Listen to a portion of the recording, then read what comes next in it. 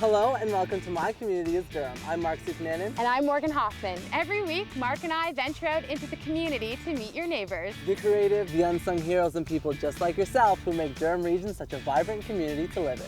Today, we're hanging out at the Ajax Dog Park. Hello, you, where dogs like Wrangler are running around and having a great time. We'll meet a woman whose mission it is to save animals.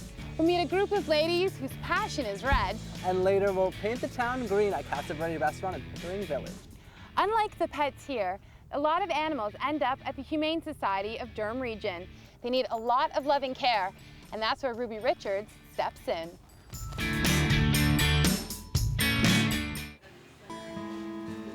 He's such a handsome thing.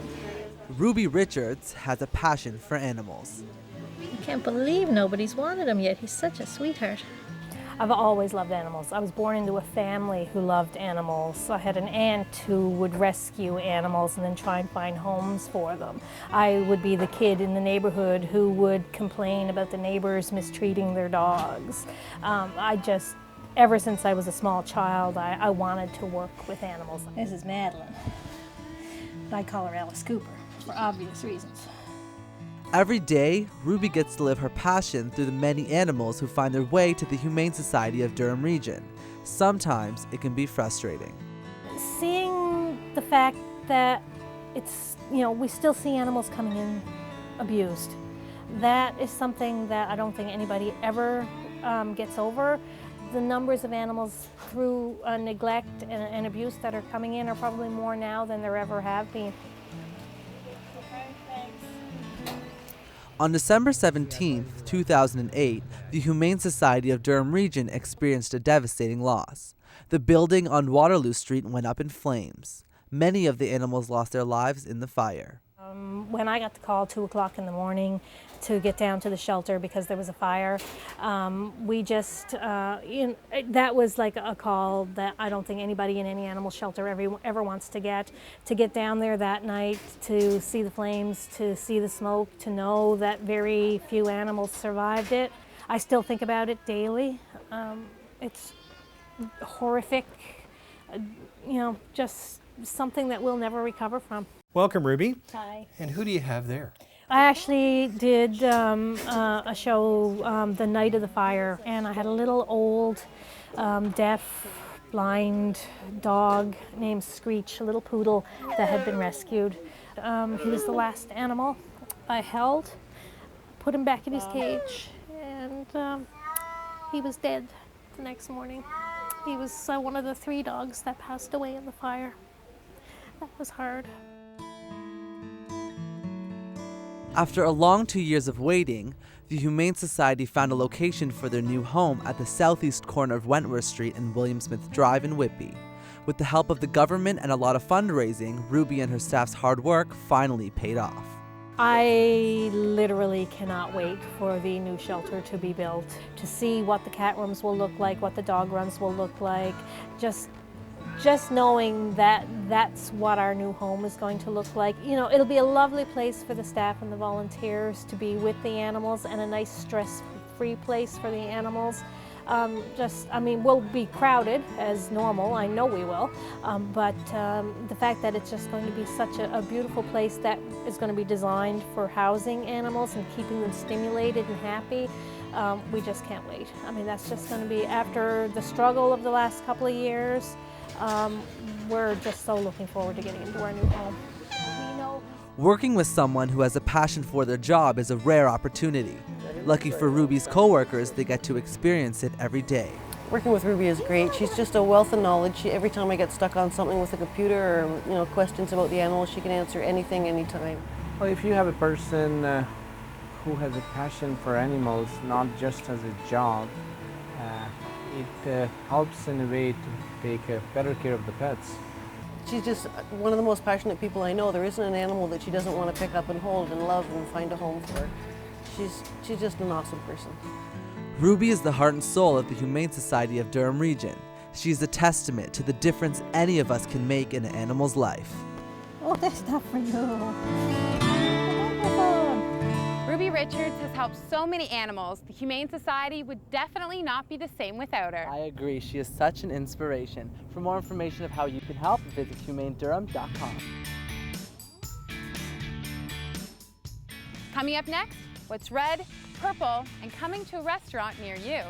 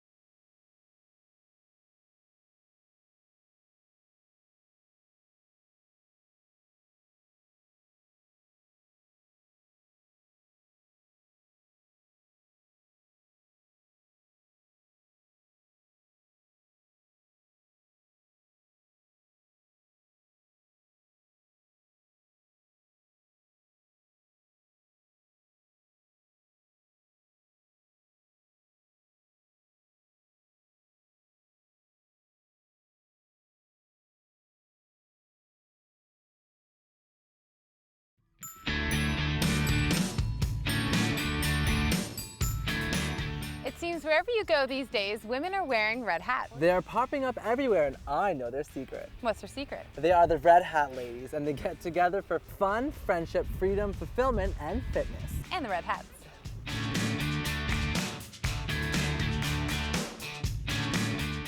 I'm Countess Carol. Purple Passion. I am. I'm Lady Betty Boop. Being a Red Hat Lady means having friends that I can count on. For me, when I first started the chapter, it was a way to meet some new people. They are a group of wonderful ladies. It's just older women wanting to enjoy themselves.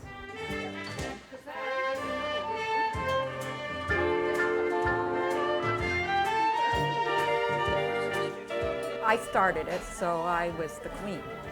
And then all the girls that come in, they can call themselves whatever they want. So I have countesses, duchesses, dames. You know, it's like playing house. You can be whatever you want to be. I thought there was something missing in my life, and when I started going to the Red Hat with the Red Hatters, I found it. They're really good friends. Some have lost husbands. Some have had to go through cancer. And so this is what we do. You feel elegant, you feel royal, you feel beautiful. When you wear a hat, you are a lady when you're out in public.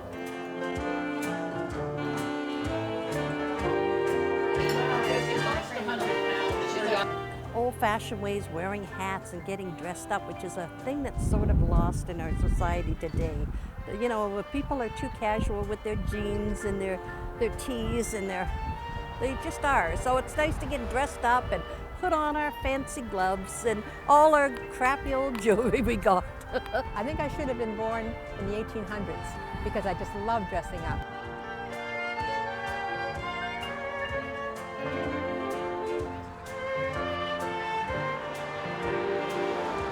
I love coming to lunches that we do once a month, every third Thursday. We travel around different restaurants and we get together and we talk. My chapter is very active. 2-3 times a month we'll be doing something, where other chapters might just do one thing a month. We search out different avenues of entertainment, whether we go golfing or could be shopping, and sometimes we go thrift shopping. Another time it's dining out. Another time it may be just having a party. It may be supporting someone that has an operation that's in the hospital. And just whatever comes up, we do.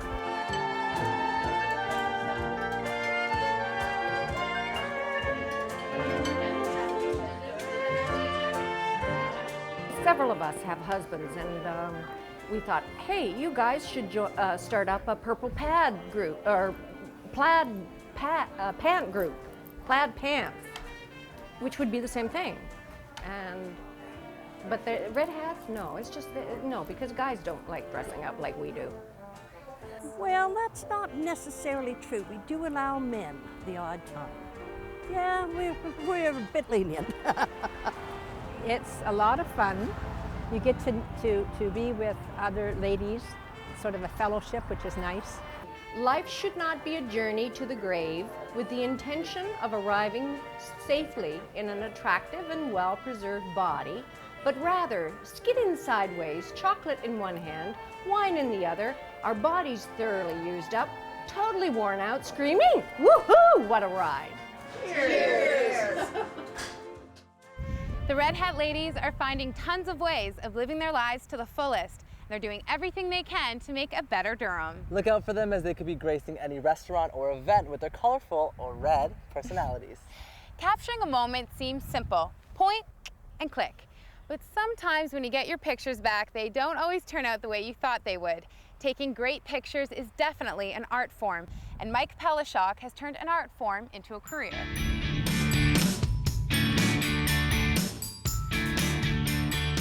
Say cheese to Mike Pelishok. He is a photographer and loves to capture the raw emotion that life brings. Perfect. That's good, just like that. Over? Yeah, like I'm doing what I'm doing because I pretty much almost fell into it. I've always loved creative expression. I'm a huge music fan. I love playing music. I play guitar and drums, but I just love creating. So my style is very modern in terms of capturing natural emotion. The shoots are very, when I'm going to be shooting somebody, it's very laid back, and I usually have, maybe 10 great shots before we even started. I've even directed them in any way. Lucky for Mike, he fell into the world of photography, creating pieces that even he has become a fan of. One of my other favorite pieces is one called Peace of Mind. And it's funny, everyone's really surprised when they find out that it was actually shot in the Oshawa area because it's really kind of got a, funky, rugged feel to it. I just love the fact that it's got, this empty chair and this beautiful kind of painted peace sign in the background. And one of my favorite parts about it is if you actually look at it really closely, underneath the peace sign going out, it says no painting. So it's kind of like, got kind of these inspirational kind of rebellious, but in a peaceful way. His pictures are very appealing to the eye. However, it takes more than just an expensive camera to get that breathtaking shot. I think that the biggest thing when people are taking pictures, they just start off with holding the camera up and pointing it directly. And really, you can explore so much more by just changing the angle. I think the first step is stop taking pictures like this. Get down maybe a little bit lower. Take things from unique angles. I mean, take a picture of a tree from the bottom looking up. Get up in the tree, take a picture looking down. Examine the smaller things, the texture of bark. Just anything in nature, natural creations is a great thing to capture. Slowing things down and capturing the process is one of Mike's specialties. So I get a lot of my inspiration for a lot of my artistic pieces from things like this, everyday things that happen in life that we can really just break down into still images. There's lots of movement here with the dripping that if we can capture some drops, make for a cool photo. Yeah, it does make for a cool because you can see like the mid-drop. Exactly. And you do that through a fast shutter speed, Very right? fast shutter speed, Very yeah. fast, so it captures the motion. Exactly. So things like milk frothing and stuff like Exactly. that. Like we get some cool action with the bubbles going here. And you just never know because somebody might really enjoy the picture and want to put it in their house. Right, exactly. Right? Just something like this to make a great kitchen piece. Something, around the breakfast area. Exactly. So as she pours this, we can get some cool. And getting a good angle is what is one of the most important things. Exactly. Grab a unique angle. Get down in a. Have you ever seen a coffee being made up this close? I haven't seen somebody getting in so close to a coffee making. Exactly, right? So you're just capturing unique perspective. So then we get this unique design on the top. And here, I'll let you take a couple shots here. We'll see how we look. Okay. Here, go ahead, give it a shot. All right, okay. Big camera here. So my first instinct is just to kind of do what you do, just get around it? Well, get around it, explore it. Don't take it from the first angle that you would normally think about. Get down. Get down and around. It's got some attributes here, like with the handle. Yep. And you can get really close. You can take it out really far. True say. And capture some cool images. Very cool. Yeah. Thank you for showing me that. Yeah, no problem. When you capture movement, The stillness still has an energy to it, but it's really kind of static. So they're really kind of fun to shoot and also to look at, I think, because when you slow stuff down, everything moves so quickly that when you slow it down, you get these fun shapes that you never ever really get to witness because it happens so quickly. Mike's love of photography gives him a genuine enjoyment of what he does. His story encourages us to find our passion and go for it. Hey Morgan, did you see? Even I got my own photo shoot out of that. I did, and too bad he's not here at the dog park with us to get pictures of gorgeous dogs just like Bella right behind us. If we can capture some drops, it would make for a cool photo. Up next, the family takes the front seat.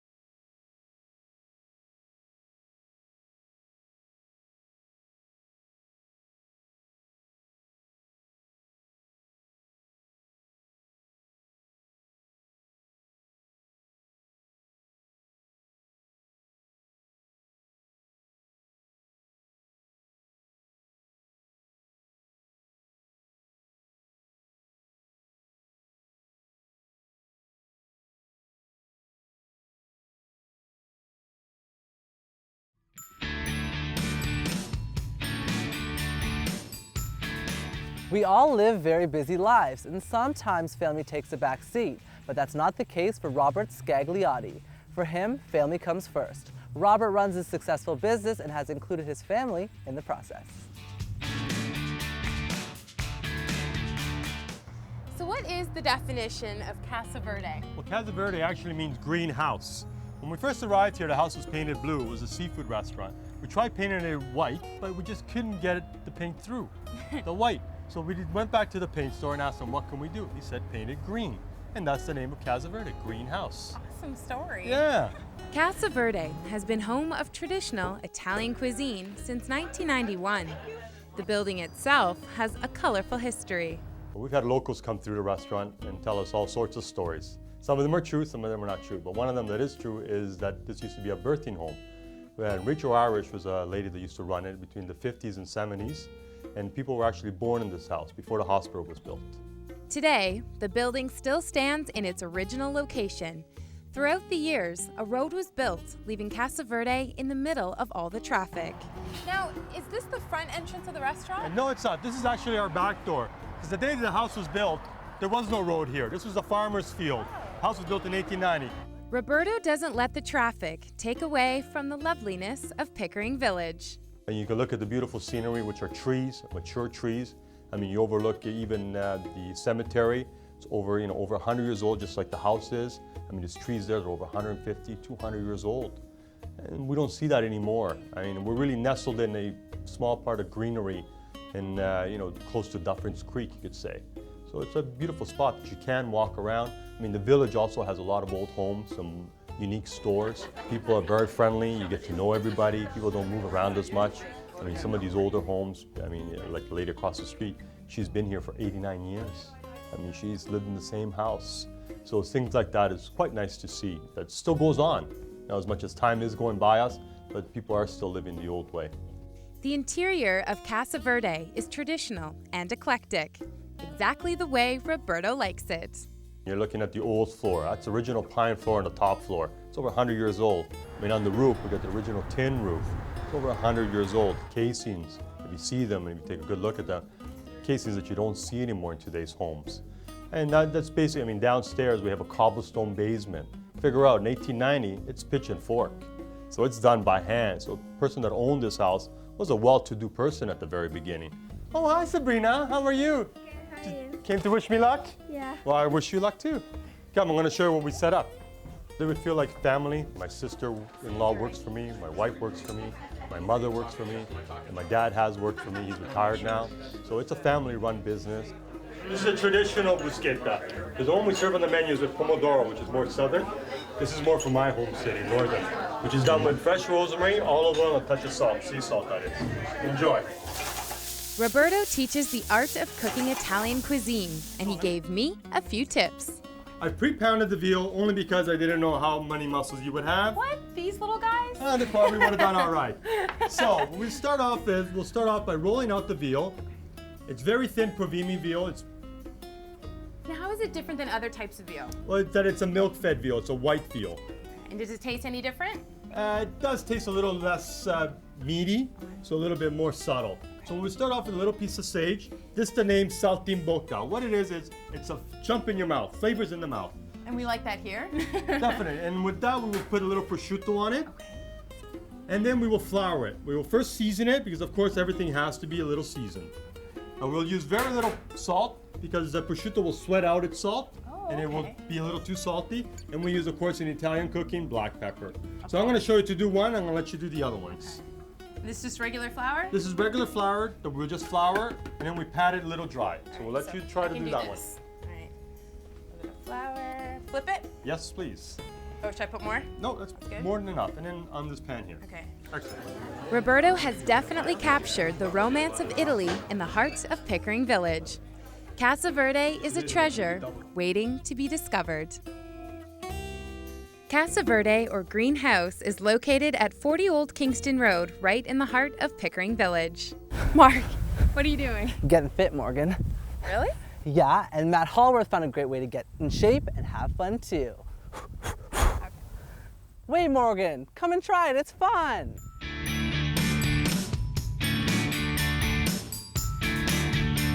This is not the chess club, this is not the spa, and this is definitely not yoga. It's the Ajax Boxing Club, and you are here to train like fighters. Explode! Coach Mike Calderero may sound mean, but the members of the Ajax Boxing Club know it's all for their own well-being. The thing that I love the most about the boxing club is that it's a very family environment. You know people, your friends are here, your coaches are your friends. It's a very non-intimidating environment. First of all, an excellent program. The instructors are fantastic, and the teamwork is very good. I can find here every age, female, male, and all kind of people. It's a really good atmosphere. Everybody's supportive, and everybody's there. Everybody likes to talk, and it's fun, and yeah, people push each other and aim for the best. Oh, they're so friendly. This is like my second family, kind of. I'm always here, and I'm always greeted by them. I'm always talking to them. 3, keep those hands up. 4. I started out just training, fell in love with the program. The motivation level here is phenomenal. The atmosphere is great. We have people of all ages, men, women, teenagers. We have people in their 50s come out, and everybody just has a great time. Encouragement is high. Just a very good, well-rounded program. Coach Colin Matcham knows that the best way to start is with the basics. So Matt, you ready to learn how to box today? I sure am. Okay, let's do it. Stand facing me. Feet slightly wider and shoulder width apart. Now step forward with your left leg and jump on an angle. Okay? All right. Now get your hands up. All right. Hands up. Now when you throw your jab, which is the single most important punch in boxing, you want to throw it with your left, go straight down the pipe, turn it over right at the last second. I don't want to hurt you. Oh, don't worry about me. Bang. Turn it last second, right on my chin. Bang. Just like that, okay? All right, 7 out of every 10 punches that you throw in boxing are going to be with your left, with your weak hand, setting things up, okay? So let's have a look at your jab. Okay. All right, Matt, go. All right, man. 1. Again. That's good. That's good. All right. Now let's get a look at your 1-2, okay? Put yourself on your angle. Your 1-2. You throw your jab, turn it over, straight down the pipe, right at my chin. Throw your right. Okay, straight down the pipe, right at my chin. So make sure you turn your back foot and pop your hips right when you're throwing that right. 1, 2. Let's see it again. 1. Nope. 1 at a time. Getting ahead of myself. 2. Good. Good. All right, let's have a look at that. 1, 2. 1, 2. 1, 2. That's pretty good. We're gonna have to get you a fight. All right. Good job. Bring it on. Hi everyone! Meet me outside the front doors! Don't start running till I get The beautiful thing about this place is you get a really good core group of members who just continue to come back. Everybody's friendly. We work hard, we train hard, but at the end of the day, it's almost like a family environment. Those who come here, most people, I'd say we have about a 70 to 80% stay with the members, and it's just a very, again, all-rounded, well-rounded program for anyone, whether you're male, female, child, older person. Great all-around workout. The Ajax Boxing Club started in 1969 and since has been a place for men and women of all ages to get in shape, boost their self-esteem, and find an intense yet embracing way to look and feel great.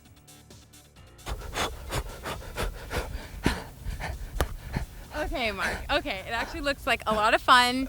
I may even try it myself. I knew it. For more information, visit ajaxboxingclub.ca. And for more information about My Community is Durham, or if you have a great story idea, visit rogerstv.com.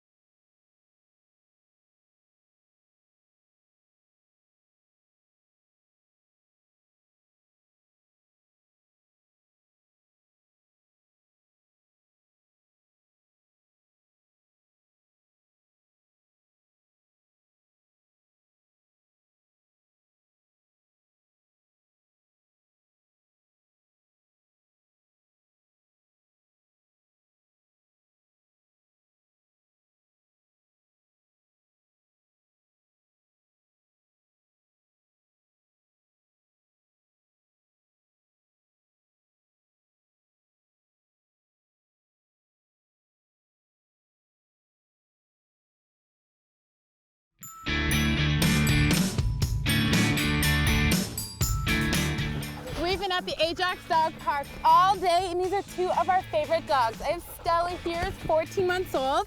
She's a chocolate lab and loves to swim. Even her tail's blonde from all the swimming she does. And I met Bella. She's a people person, but I don't think she really likes me. She's a year older. She's a lab She's shepherd. walking away from them. Aw, these guys are good. Well, thank you so much for joining us. I'm Morgan Hoffman. I'm Mark Sukanen, and My Community is Durham. And My Community is Durham, too. Come here, Stella Bella, come here.